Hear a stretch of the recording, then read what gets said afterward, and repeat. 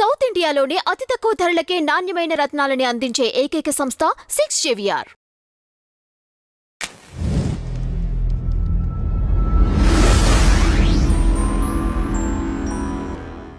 పుణ్యాలు పాపాలు రెండు మనమే చేశాం.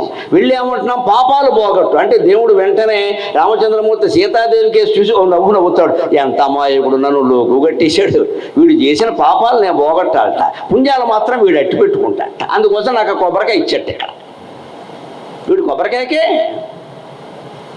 దీంట్లో మనం మహిమలు బాగా కల్పిస్తాం. ఆ గుడి చుట్టూ ఒక్కసారి తిరిగితే చాలు, రామా అని ఒక్కసారి అంటే చాలు, అబ్బా అయితే అనేద్దామండి అందరూ కూడా రామా రామా అయిపోయాం, కూర్చుని చెల్తా కుదిరే పని కదా. రామాయణం చదవాల్సిందే, రాముళ్ళ ఉండాల్సిందే, సీతలా ఉండాల్సిందే, సత్యానికి ధర్మానికి కట్టుబడి ఉండాల్సిందే. కోటి సార్లు రాసినా ప్రయోజనం లేదు. రాముళ్ళను ఉండకపోతే, సీతలా ఉండకపోతే నన్ను మన్నింతురుగాక. మీరు చప్పట్లు కొట్టలేరు, మీకు ధైర్యం లేదు, మీకు ధైర్యం లేదు. అబ్బో రామకోట మళ్ళీ అంట ఓ పుస్తకాలు కూర్చుని రాసేయడం ఇక్కడ, అవన్నీ పట్టుకెళ్ళి స్తూపం కింద పెట్టడం ఇక్కడ, మా బోటిగాన్ని పిలవడం, ఆవిష్కరించమన్నాం. దేనికి ఇదంతా? రామకోట ఎవరు రాయాలంటే 70 ఏళ్ళు దాటిన వాళ్ళు రాయాలి. ఎందుకంటే కొడుకు కోళ్ళ కాపురంలో వేలు పెట్టకుండా కాలక్షేపం అయిపోయింది.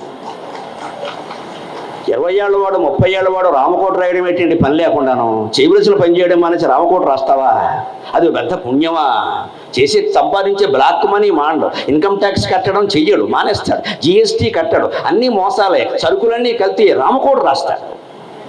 రాము లోకుగా ఉన్నాడు మనకి. కర్మ మార్గం అందుకే ప్రమాదంలో పడేస్తుంది. శంకరాచార్య నుంచి నా వరకు మొత్తం చెబుతున్నది అది ప్రమాదం, ఇది చాలా ప్రమాదం. అది జ్ఞాన మార్గమే సరైనది. ఎందుకంటే దాని ద్వారా ఏమిటి అని మనం ఆలోచించడం మానేసి ఊళ్ళోకి వెళ్ళాం, రామకోట రాసేసాం, పూజ చేసేసాం, అయిపోయింది. దేనికి ఇదంతా? దేనికి? ఈ కోటి అంతా దేనికి? నువ్వు ఎన్నిసార్లు వస్తే ఏం ఉపయోగం? ఇక్కడ రాముళ్ళ ఉండలేదు నువ్వు, సీతలా ఉండలేదు నువ్వు, లక్ష్మణుల్లా సేవ చేయలేదు, భరతుల్లా త్యాగం చేయలేదు, శత్రుఘ్నుల్లాగా మాట్లాడకుండా, ఎటువంటి అహంకారము లేకుండా అన్నయ్యలు ముగ్గురిని అనుసరించలేదు. మాండవిలాగా భరతుడు సింహాసనాన్ని త్యాగం చేస్తే భరతుడితో పాటుగా మాండవి కూడా నేల మీద పడుకుంది. మహాసాధ్వి 14 ఏళ్ళు. సీత ఎంతో, మాండవి అంతే. మనం చెప్పుకున్నావా? మాండవి అని పేరైనా మన అమ్మాయికి ఎవరికైనా పెట్టామా? అదేమిటో మనకెందుకని వదిలేసాం. నా భర్తకు వచ్చేటువంటి సింహాసనం నేనెందుకు వదులుకోవాలని మాండవి అంటే రామాయణం వేరుగా ఉండేదండి. అందుకే కరుణశ్రీ మహాకవి జంజాల పాపయ్య శాస్త్రి గారు ఊర్మిళ కన్నీళ్ల గురించి, మాండవి యోగిని జీవనాన్ని గురించి, శత్రుఘ్నుడి భార్య శృతకీర్తి విశిష్టత గురించి పద్యాలు రాశాడండి ఆయన. వాళ్ళని మనం మర్చిపోకూడదు. రామాయణంలో విస్మృత పాత్రలు కావు. ఇది జీవితం అంటే ఖచ్చితంగా. అందుకని ఇంద్రియార్థే రాగద్వేషవు వ్యవస్థితవు. మనస్సు ఇంద్రియాల మీద ప్రవర్తిస్తుంది అంటే వెంటనే ఏమనిపిస్తుంది మనకి? ఒక మంచి పదార్థం తిన్నామండి, తిన్నప్పుడు మీరు ఎవరినైనా గమనించండి, కాఫీ తాగుతారు కదా, దంపతులు కూర్చొని కాఫీ తాగుతారు, స్నేహితులతో కూర్చొని కాఫీ తాగుతారు కదా, సాధారణంగా ఏం జరుగుతూ ఉంటుందో మీరు గమనించండి. లోకంలో మనం ఎక్కడ మాయలో పడిపోతామో, కాఫీ తాగుతూ ఏమిటో ఇలాంటి కాఫీ తాగి ఎంతకాలం అయిపోయింది, కాఫీ పోయింది, చర్చ వచ్చింది అక్కడ, ఇలాంటి కాఫీ ఇంకెక్కడా దొరకదు, ఈ మధ్య ఇది కూడా రుచి మారింది అని మళ్ళీ పాళ్ళు మార్చడం. మొత్తం మీద కాఫీని ఆస్వాదించడం మానేసాం. దయచేసి గమనించండి. భోజనం చేస్తున్నాం, మధుర పదార్థాలు వడ్డించారు, మౌనంగా తినమని చెప్పారు. సుఖేన మౌనేన భోక్తవ్యం. తద్దినంలో కూడా చెబుతారు ఈ మాట, సుఖేన మౌనేన భోక్తవ్యం. భోజనం చేసేటప్పుడు మాట్లాడకూడదు. అసలు ఎందుకు మాట్లాడద్దు అంటే దాని మీదే దృష్టి పెట్టు. మౌనంగా అరుగుతుంది ఖచ్చితంగా.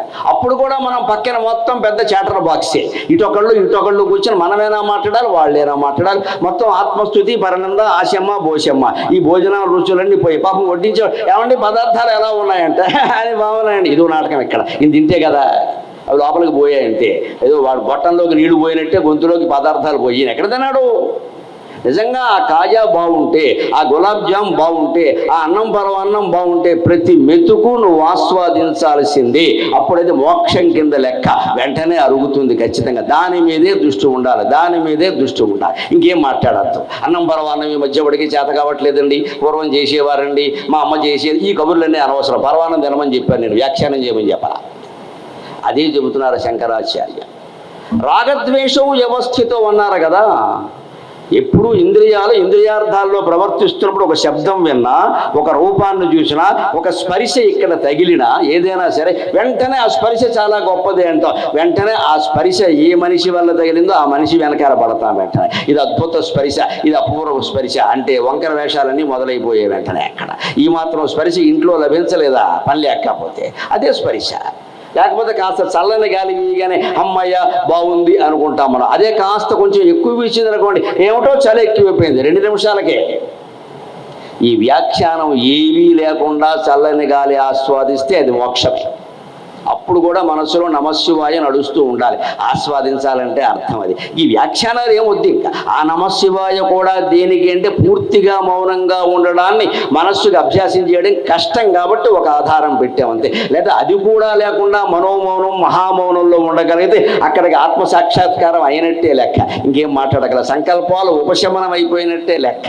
అందుకని భగవత్పాదుల వారు ఇక్కడ వ్యాఖ్యానం ఏం చేస్తున్నారంటే, రాగద్వేషాలు ఏర్పడతాయ్యా, ఒక శబ్దం విన్నావు, అది బాగుందనో బాగులేదనో అంటావు. బాగుంది అంటే రాగమైంది, బాగులేదంటే ద్వేషమైంది కదా. అలాగే ఒక స్పర్శ నీకు ఏర్పడింది, గాలిదో మనిషిదో ఏదైనా సరే, బాగుంది అంటే రాగమైంది, బాగులేదంటే ద్వేషమైంది కదా. అంటే ఈ రాగద్వేషాలు ఎలా ప్రవర్తిస్తున్నాయో ఒక్కసారి గమనించవయ్యా అని అక్కడ ఒక వ్యాఖ్యానం రాస్తారు. శ్రీకృష్ణుడు ఏం చెప్పాడు? తౌహి అస్య పరిపంథినో ఉన్నారు. ఈ రాగద్వేషాల మధ్యలో వస్తున్నాయి, ఇంద్రియాలకి ఇంద్రియార్థాలకి మధ్యలో. ఇవే శత్రువులు. పరిపంథి అంటే శత్రు. అందుకని ఇవే శత్రువులు అన్నాడు. అంత చెప్పి వదిలేశాడు కృష్ణుడు. మరి వ్యాఖ్యానం రాయకపోతే విశేష విషయాలు ఎలా తెలుస్తాయండి? వ్యాఖ్యానం వల్లే కదా విశేషం తెలిసేది. అక్కడ భగవత్పాదులు వారు ఏమి రాశారు అంటే, యాకి ప్రకృతి పురుషస్య సా రాగద్వేష పురస్సరా ఏవ స్వకార్యే పురుషం ప్రవర్తయతి తదా స్వధర్మ పరిత్యాగ పరధర్మ అనుష్ఠానం చ భవతి యదా పునః రాగద్వేషౌ తత్ ప్రతిపక్షేణ నియమయతి శాస్త్రదృష్టిరేవ సహా పురుష ప్రకృతివశ న భవతి అని విశేషమైన వ్యాఖ్యానం రాస్తారు. దీని అర్థం తెలుసుకుందాం. మనం రాగద్వేషాల్లో పడకుండా ఎలా ఉండొచ్చో నేర్చుకుందాం. అసాధ్యం అని అనుకోవద్దు దయచేసి. చాలా సాధ్యం, సులభ సాధ్యం. యాకి పురుషస్య ప్రకృతికి, పురుషుడు అంటే మగవాడు కాదమ్మా, ఇక్కడ జీవుడు అని అర్థం. మనుషులందరికీ పురుషార్థం, పురుష ప్రయత్నం అంటే మగవాడి ప్రయత్నం కాదు. ఉద్యోగం పురుష లక్షణం అంటే ఏదో ప్రయత్నం చేయడం మనిషి లక్షణమే అని అర్థం చెప్పాలి, కానీ జాబ్ చేయడం మగవాడి లక్షణం అని చెప్పకూడదమ్మా.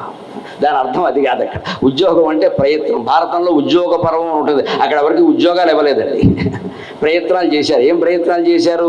సంధి ప్రయత్నాలు చేశారు. కృష్ణుడు రాయబారం చేసింది అప్పుడే, సంజయుడు రాయబారం అప్పుడే, ద్రౌపద పురోహితుడు రాయబారం అప్పుడే, ఉలూకుడు రాయబారం అప్పుడే. రాయబార ప్రయత్నాలన్నీ జరిగాయి. ప్రయత్నాన్ని సంస్కృతంలో ఉద్యోగం అంటారు కాబట్టి భారతంలో ఆ పర్వానికి ఉద్యోగ పర్వం అని పేరెట్టారు. అందుకని దుర్యోధనుడు కానీ ధర్మరాజు కానీ జాబ్ మేళా ప్రకటించి ఎవరికి 30,000 ఉద్యోగాలు ఇవ్వలేదు. అక్కడ ఉద్యోగ పర్వంలో ఉద్దేశం అది. ఉద్యోగం అంటే ప్రయత్నం. ఉద్యోగం పురుష లక్షణం అంటే మనిషి అన్నవాడు ఎప్పుడు ప్రయత్నం చేస్తూ ఉండాలి. మనిషి అంటే ఆడ మగ ఇద్దరు కూడా. అంచేది ఇది ఇద్దరికీ వర్తిస్తుంది.